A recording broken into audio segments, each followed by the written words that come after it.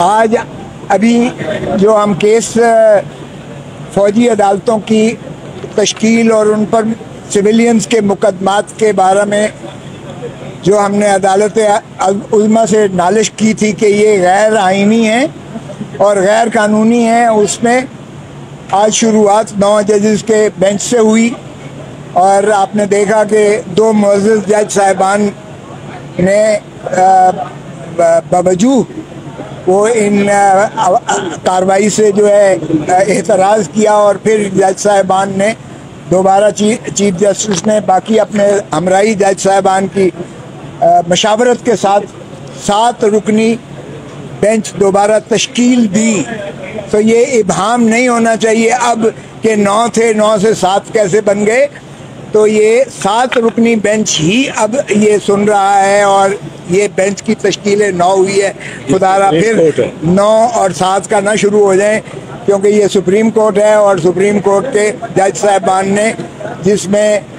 Justice Mansoor Ali Shah साहब भी शामिल हैं, जिसमें जस्टिस या अफरीदी साहब भी शामिल हैं, इजाजुल आसम साहब भी शामिल हैं, जस्टिस मुनीब अख्तर साहब भी शामिल हैं, मज़ाहिर अली अकबर नकवी साहब भी शामिल हैं और आयशा मलिक साहिबा भी शामिल है। ये 7 जजेस पर मुश्तमिल। बाकी 6 जज यहाँ नहीं है, लाहौर में नहीं, इस्लामाबाद में नहीं है, वरना हमारी इस्तदा थी कि फुल कोर्ट बैठे, यानी 15 के 15 जज साहिबान सुने। हम नहीं चाहते थे कि फिर ये है 7-3, 7-5, 3-2 इसकी कोई इबहाम रह जाए।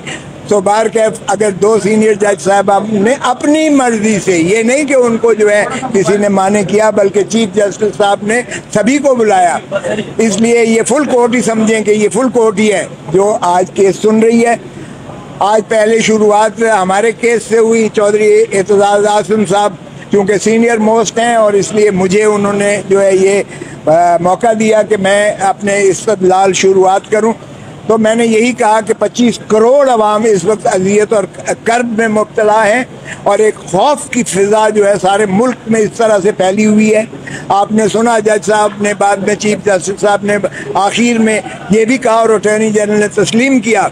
कि अगर वकला को जो है हरास किया जा रहा है, उज़ैर भंडारी को उठा लिया गया 4-6 घंटे, मेरे घर पर हमला हुआ, वो भी चीफ साहब ने जिक्र किया, अगरचे मैं नहीं चाहता था कि वो जिक्र हो। मैंने ये ज़रूर शिकायत की कि देखें, मैं अटॉर्नी जनरल होते हुए, सीनियर मोस्ट वकील होते हुए, मैं अपना पर्चा नहीं दर्ज करवा सका।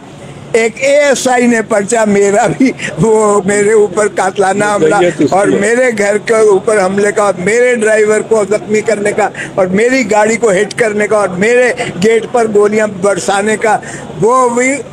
ASI की वदियत में पर्चा दर्ज होता है। मैं मौजूद हूँ, जिंदा आपके सामने खड़ा हूँ। बार क्या चीफ जस्टिस साहब ने आखिर में ये भी कहा कि ये जो सहाफ़ी हज़रात को और अटॉर्नी जनरल को कहा, बताएं, मैं आपको नाम लेकर बताऊं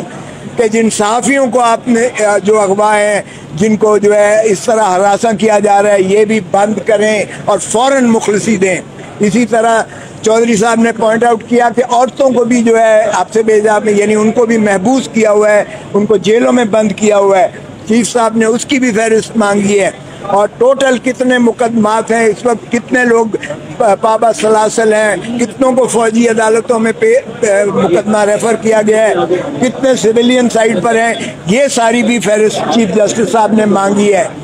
अलबत्ता फैसल सिद्दीकी साहब ने कहा कि नाबालिग लोगों को भी, जुवेनाइल्स को भी पकड़ा हुआ है, तो चीफ साहब ने कहा उसकी फहरिस्त भी जो है दी जाए और फराहम की जाए। आज हमारी इस्तदलाल में ये था कि फौजी अदालतों का सिविलियन के मुकदमात सुनने का कोई आईनी और कानूनी जवाब नहीं है। इस पर हमने सेर हासिल, न सिर्फ ये कि बल्कि वो खुद आयशा मलिक साहबा ने कहा कि ये कैसे कमांडर जो है आकर एडमिनिस्ट्रेटिव अकाउंटेबिलिटी कोर्ट को दरख्वास्त देकर और वो बिना अपने माइंड अप्लाई किए हुए उन्होंने उनकी कस्टडी उनकी जो है मुल्ज़मान की वो फौजियों के हवाले कर दी और गिल्टी का लफ्ज़ लिखा हुआ था। और मैंने जब कोर कमांडर्स की वो सुनाई प्रेस ब्रीफिंग, और जब फॉर्मेशन कमांडर जो पाकिस्तान के सारे उससे भी ज्यादा इहाता करता है, ISPR की प्रेस रिलीज जो है बताई, और वहां उन्होंने लिखा था नाकाबिल शवाहिद, जिनको तरदीद जिनकी नहीं की जा सकती है, हमारे पास मुयस्सर है, मौजूद है, और ये गुनहगार हैं, इनको मिलिट्री कोर्ट्स में जो है कैफर किरदार था। तो उसके बाद कोई वजह रह जाती है कि एक कर्नल जो है या एक फौजी अदालत उस कोर कमांडर्स की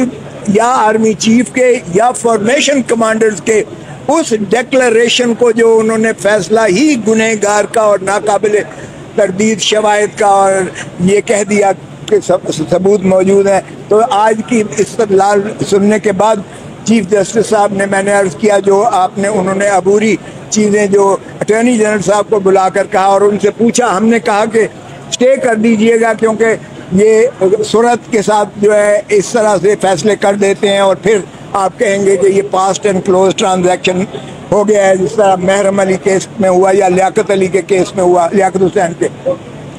चीफ जस्टिस साहब ने अटॉर्नी जनरल से पूछा और उन्होंने कहा कि अभी कोई केस जो है समाअत नहीं हो रही है, तो इस पर उन्होंने कल के लिए तारीख दी है और कल अब बाकी वकला को भी सुनेंगे। हमारी जो है उन्होंने कहा है कि 9:30 बजे कल शुरू करेंगे और इसको जितनी जल्दी से जल्दी इसको निपटाएंगे, क्योंकि ये अवाम और नास के बुनियादी हकूक़ का मसाला है, जिसमें फ़ौजी अदालतों का क़याम ये दोहरे पैरेलल जुडिशल सिस्टम के मुतसादिम है, ये बुनियादी हकूक़ को जो है ज़ब्त देता है, ये due process of law article 10A की नफ़ी करता है, ये बैनुल अक़वामी क़वानीन की भी नफ़ी करता है, जिसका मैंने उन्हें हवाला दिया और कल उनको किताबचा भी दूंगा, जिसमें दुनिया में हमारी जो है रुसवाई हो रही है कि फ़ौजी अदालतें इंसाफ तो क्या, इंसाफ का कत्ल कर रही हैं। तो इसलिए चौधरी साहब से मैं अर्ज़ करूँगा कि बाकी आप